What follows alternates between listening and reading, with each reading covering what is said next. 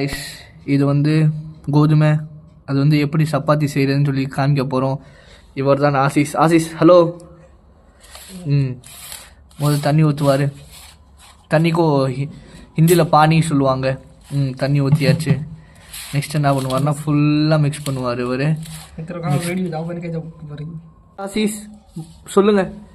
கொஞ்சம் கொஞ்சம் தண்ணி. அதுக்கப்புறம் நல்லா விட்டு அமுக்குவார் அவர். இந்த மாதிரி ப்ரெஸ் பண்ணணும். ஏன்னா வந்து நல்ல கோலான உருண்டையான சப்பாத்தி பார்க்கணும்னா இப்படி தான் இருக்கணும். ஸ்டெப் எப்படி பண்ணுறான்னு இந்த மாதிரி எதுக்குன்னா கொஞ்சம் மெல்லிஸாக இருக்கணும், நல்லா ஹார்டாக இருக்கக்கூடாது. அதனால குளிர்காலத்தில் வந்து கட்டியாயிரும். ஹீட் பண்ணி வந்து லிக்விட் ஆகணும், தண்ணி மாதிரி ஆகணும். தண்ணி மாதிரி ஆகுது அந்த மாதிரி உருண்டையாக பண்ணிக்கணும். ஏன்னா அப்போ தான் வந்து நல்ல உருண்டையான சப்பாத்தி கிடைக்கும் நம்மளுக்கு. இந்த மாதிரி அமைக்க விட்டார் மாவில். கொஞ்சோன்னு மாவில் அமைக்க விட்டதுக்கப்புறம் இப்படி பண்ணிட்டாரு. இது எப்படி நாலு பக்கம் அமைக்க இது பண்ணுறாரு.